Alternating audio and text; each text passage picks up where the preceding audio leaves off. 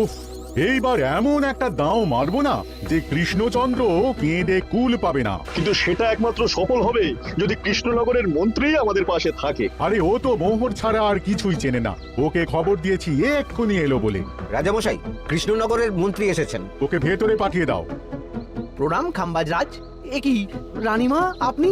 আমি তোমাদের কৃষ্ণনগরের রানীমা নই, আমার নাম ললনা। আমি হরেক রকমের গলায় কথা বলতে পারি। এটা আমার আসল গলা। ওরে বাবা রে বাবা রে বাবা, আপনি তো প্রতিভার জলজ্যান্ত রূপ। একে আপনি কোথা থেকে পেলেন খাম্বাজ রাজ? বেশ কিছুদিন আগে একটা যাত্রা দেখতে গিয়ে ললনার সাথে পরিচয় হয়। ওর ব্যাপারে সবকিছু জানার পরে আমার মাথায় একটা বুদ্ধি খেলে যায়। তাই আপনি আমাকে ডেকে পাঠিয়েছেন, তাই তো? একদম তাই। আমার একটা পরিকল্পনা আছে। ছলে বলে কৌশলে ওই কৃষ্ণনগরের আসল রানীকে কিছুদিনের জন্য বাইরে পাঠাতে হবে, আর সেই সুযোগে সেসব দায়িত্ব আমার ওপরে ছেড়ে দিন। আমি নিজের দায়িত্ব নিয়ে ললনাকে কৃষ্ণনগরের রানীর সমস্ত আদব কায়দা শিখিয়ে দিয়েছি। এখন শুধু আমি বাকি ব্যাপার নিয়ন্ত্রণ করব। এখন মহারাজ বাৎসরিক হিসেব নিয়ে ব্যস্ত, তাই রানীমা চলে যাবেন আর তার বদলে ঢুকবে ললনা দেবী। তাহলে আর দেরি কেন? আজ রাতেই বেরিয়ে পড়ো। আর যদি আমার পরিকল্পনা অনুযায়ী এগোতে পারো তাহলে কিছুদিন পরে তুমি হয়ে উঠবে কৃষ্ণনগরের রাজা। আমার কত দিনের আশা। চলুন তাহলে। হ্যাঁ চলুন। রাজবাড়ির বাকি ব্যাপার যেতে যেতে বুঝিয়ে দেব। রানীমা কিভাবে কথা বলেন, কাকে কি বলে ডাকেন, রাজবাড়ির কোথায় কি আছে সব।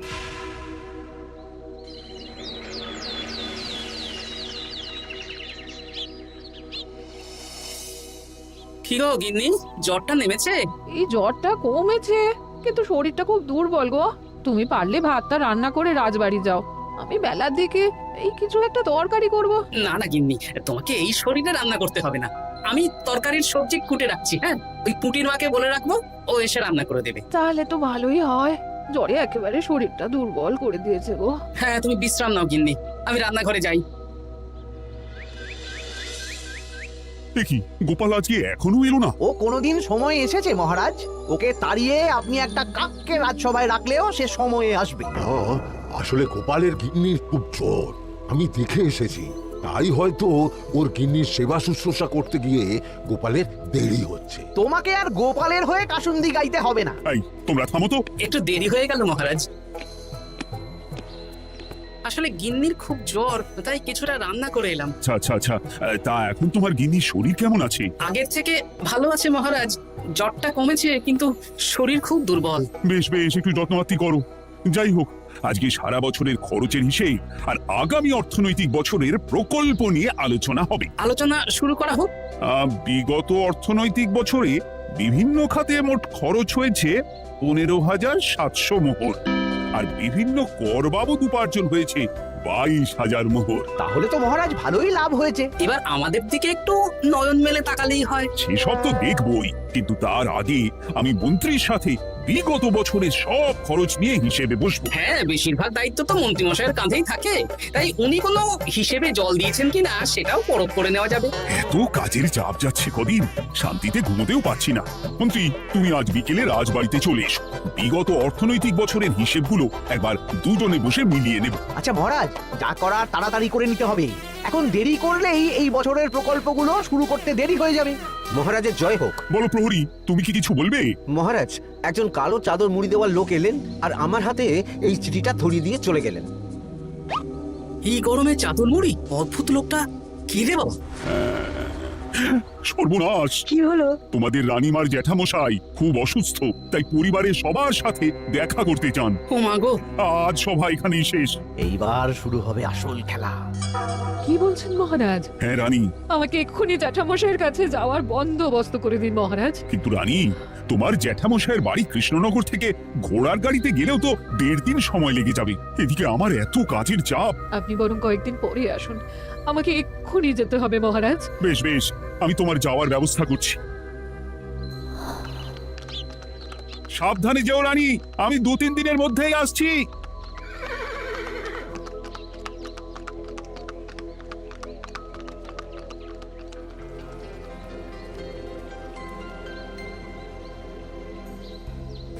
মন্ত্রী, বিগত অর্থনৈতিক বছরে আমাদের পাঠশালার উন্নতির জন্য কত খরচ করা হয়েছিল একটু দেখো তো। সব মিলিয়ে মোট 150 মোহর মহারাজ। কিন্তু আমার এখানে তো 170 মোহর দেখাচ্ছে। 170 মোহর? তা কি করে হয়? একই রানীমা, আপনি ঘোড়ার গাড়ি করে গেলেন আর হেঁটে চলে এলেন? সে আমার ব্যক্তিগত ব্যাপার, তুমি তোমার কাজ করো।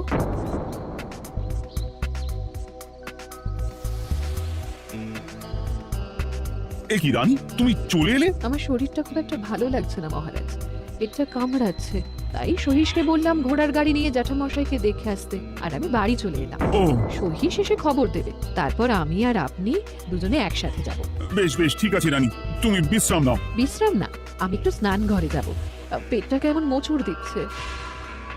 মহারাজ কিছুই বুঝতে পারেনি, মজা জমবে।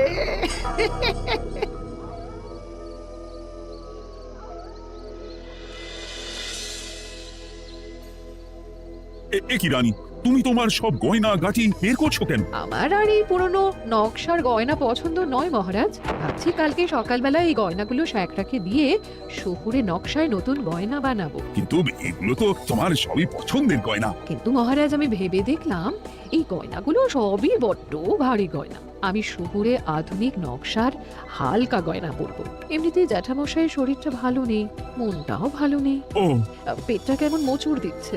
আমি আরেকবার স্নান ঘরে যাব।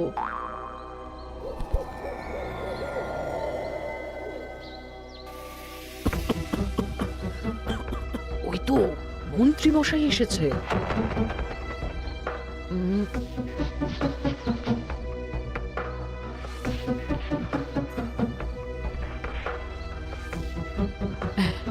এই রাজ্যে গোপাল আমার শত্রু। কালকে থেকে গোপালকে খাটাবে।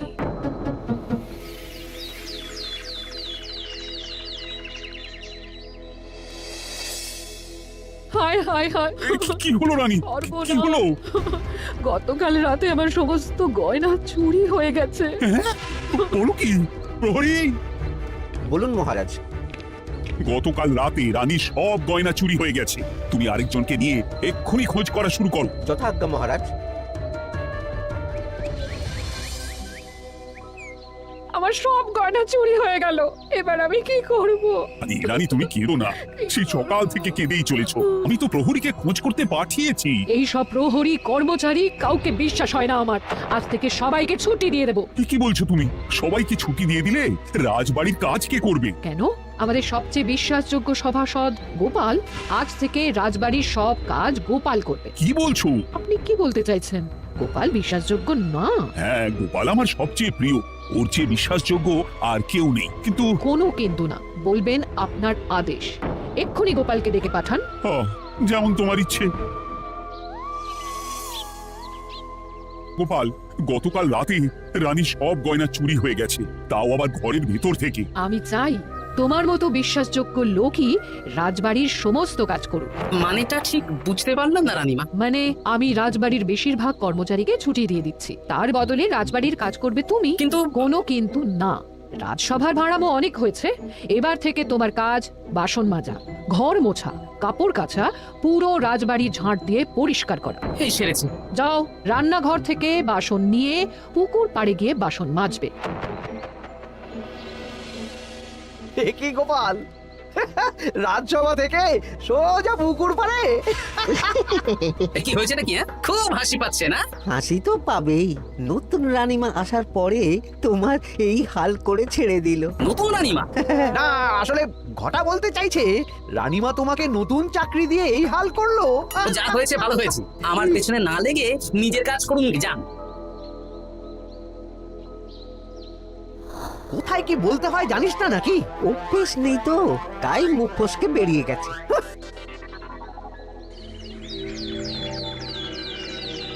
রাজ্যে চোরের উপদ্রব বেড়ে গেছে, তাই আমরা কিভাবে চোরের উপদ্রব কমানো যায় সেই নিয়ে আজকে একটা আলোচনা করব। কিন্তু মহারাজ, রাজসভায় এখনো তো সবাই আসেনি। এই তো এসে গেছি। ওই রাজবাড়ির জামা কাপড় কাচ্ছিলাম। এ কি, গোপাল এখন রাজবাড়ির জামা কাপড় কাচে? হ্যাঁ, সেসব করতে গিয়ে আমার নিজের জামা কাপড়ই ভিজে গেল, তাই বদলে এলাম। মহারাজ, রানীমা ঘোড়ার গাড়ি করে এসেছেন। মানেটা কি? রানী তো রাজবাড়িতেই আছে। কি মহারাজ, আমি প্রহরীদের কাছে শুনলাম আমার মতন দেখতে কেউ রাজবাড়িতে উড়ে এসে জুড়ে বসেছে। মানে তুমি তো আগেই চলে এলে। কি কাণ্ড! এই কে? শুনলাম আমার মতন দেখতে কেউ এসেছে। ও আচ্ছা, আপনি। তা কি চাই আপনার? বোঝো কাণ্ড, একরকম দেখতে একরকম গলা। এ বলে আমি আসল, ও বলে আমি। হয় হয় হয়, আসল নকল বোঝাই দায়। একটা নয়, দুটো রানী। আমার জ্যাঠামশাই একদম সুস্থ। এই মহিলা নিশ্চয়ই ভুয়ো চিঠি দিয়ে নিজের রাজবাড়িতে ঢোকার সুযোগ খুঁজছিল। একদম বাজে কথা বলবেন না। আপনি কে সত্যি করে বলুন। সমস্যা সমস্যা, ঘোর সমস্যা। আমার কোনো পাণ্ডিত্য দিয়ে বুঝতে পারছি না কে আসল আর কে নকল। আমি আসল, বিশ্বাস করুন। আমি তো এই মাত্র এলাম। না, আপনি নকল, আমি আসল। কিভাবে বুঝবো? আমি বলবো মহারাজ, এই যে এই রানী আসল। হ্যাঁ, কিন্তু মন্ত্রীমশাই, আপনি কি করে বুঝলেন? না মানে এই রানীমা তোমার উপরে এত ভরসা করে রাজবাড়ির কাজ করাচ্ছেন, কাউকে বিশ্বাস করেননি, একমাত্র তোমাকে বিশ্বাস করেছেন। এত ভালোবাসা, এত বিশ্বাস কার থাকতে পারে বলো? মানে গোপাল, তুমি রাজবাড়ির কি কাজ করছো? বাসন মাজা, ঘর মোছা, বাগান পরিষ্কার, অনেক কাজ করছি রানীমা। আপনার সব গয়না চুরি হয়ে গেল, তাই কাউকে বিশ্বাস করা যাবে না বলে ওই রানীমা আমাকে কাজে রাখলেন। এই ওই বন্ধ করে একটা উপায় বের করো। বেশ বেশ, আমি ধরে নিচ্ছি দুজনেই আসল। তাই আপনাদের দুজনকে আমি পরীক্ষা নেব, দেখবো কে উত্তীর্ণ হন। তাই নাও। আপনারা দুজনেই তো সেনাপতিকে চেনেন, বলুন তো সেনাপতির আসল নাম কি? সনাতন সেন। আচ্ছা, আপনাদের বাপের বাড়ি কোথায়? বিজয়গড়। দূর দূর, গড়গড় করে সবই বলে দিচ্ছি। এভাবে হবে না, অন্য কোনো উপায় ভাবো। বেশ, সেনাপতি তলোয়ার দাও তো। দিচ্ছি। এই নিন, এই তলোয়ার দিয়ে মহারাজকে মেরে ফেলুন। আপনাদের মধ্যে কে মারতে চান বলুন। এসব তুমি কি বলছো গোপাল? মহারাজ আমার পতি পরমেশ্বর, ওনাকে আমি মারতে পারি? আমি স্বপ্নেও ভাবতে পারিনি গোপাল তুমি এই জঘন্য কাজ আমাকে করতে বলবে। আমি নিজের প্রাণের আহুতি দিতে পারি, কিন্তু মহারাজের গায়ে একটা আঁচড়ও দিতে পারবো না। উফ, খাম্বাজরাজ বেছে বেছে এক ধুরন্ধর নারীকে পাঠিয়েছেন, কোনো জবাব নেই। আমি বুঝতে পারছি না মহারাজ, এনাদের হাবভাব, কথাবার্তা, রূপ সবই একরকম। তবে যিনি ঘোড়ার গাড়ি চেপে এখন ফিরলেন, তিনি আসল হলেও হতে পারেন। আমি আসল, বিশ্বাস করুন। বললেই হলো, আসল হলে প্রমাণ করুন। বেশ, আজকে আর মাথায় কিছু আসছে না, আমি কাল আসবো।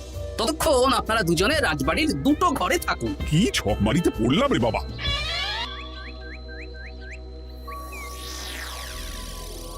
ললনা একদম তৈরি হয়ে এসেছে। দারুণ মজা হচ্ছে বলুন। এবার শুধু একবার আসল রানীকে সরিয়ে ললনা যদি রানী হয়ে যায়, তাহলে রানীর গয়নার মতন সব আমার হাতে চলে আসবে। তারপর কি হবে? তারপর ধীরে ধীরে মহারাজকেও কায়দা করে সরিয়ে দেব, আর খাম্বাজরাজ আর আমি এই দুজনে মিলে এই রাজ্য চালাবো। কি বুদ্ধি আপনার মাথায়।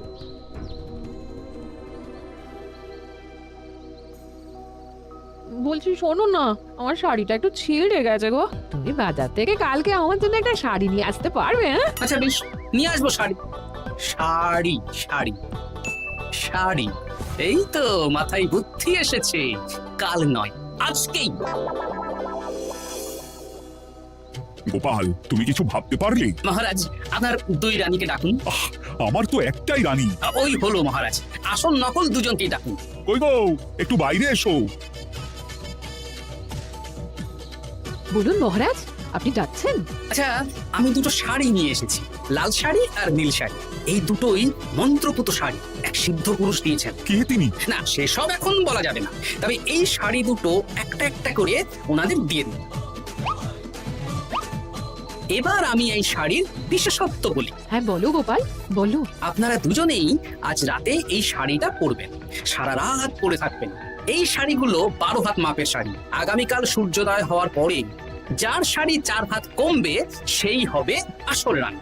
আচ্ছা বেশ, তাহলে তোমরা দুজনেই এই শাড়ি পরে থাক। কাল সকাল সকাল রাজসভা বসবে, তখন তোমাদের শাড়ি গোপালের কাছে জমা দিও। আচ্ছা। আমি যে নকল সেটা বুঝতে দেওয়া যাবে না। কি করে এই শাড়িটা 4 হাত কেটে ফেলে ওই দুফল কাটার ছুরি কেটে ফেলো। কালকে আবার মজা হবে। হে ঠাকুর, রক্ষা করো ঠাকুর, আমার শাড়িটা যেন 4 হাত কমে যায়। ঠাকুর রক্ষা করো।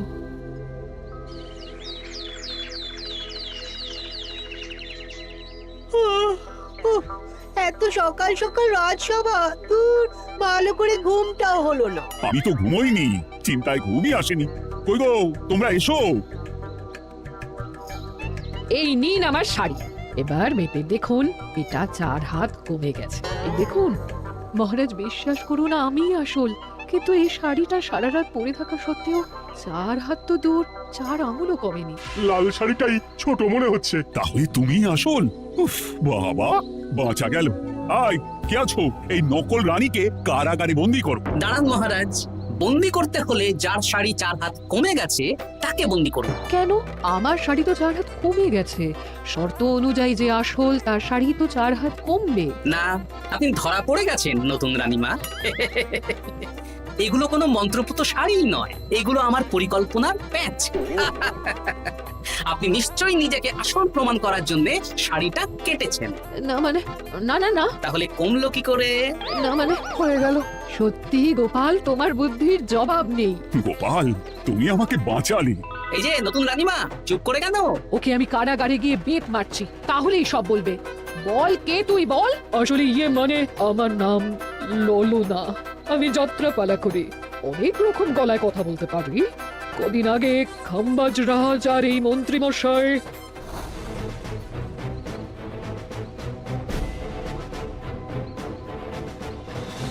বাহ বাহ বাহ বাহ বাহ। এ তো দেখছি ললনার ছলনা। তার মানে রানীমার গয়না? ওগুলো তো সব মন্ত্রীকে দিয়েছি, জানলা দিয়ে কাপড়ে পেঁচিয়ে নামিয়ে দিয়েছি। মন্ত্রী, তোমাকে আমি শুলে চড়াবো। ভুল হয়ে গেছে মহারাজ, আমাকে ক্ষমা করুন। প্রাণে মারবেন না, সব গয়না ফেরত দিয়ে দেবো মহারাজ। তুমি শত্রু রাজ্যের প্ররোচনায় এত বড় ক্ষতি করতে চেয়েছিলে? ক্ষমা করুন মহারাজ, ক্ষমা করুন। সেনাপতি, মন্ত্রীকে 1000 বার বেত্রাঘাত করো। আর এই ললনার কি হবে? আমি অনেক দিন ধরে বাড়িতে একটা কাজ করার লোক খুঁজছি, ওনাকেই পাঠিয়ে দিন। আমার গিন্নি শুয়ে বসে থাকবে আর উনি খাটবেন। নয়, হ্যাঁ, ললনার ছলনা ভেস্তে গেল।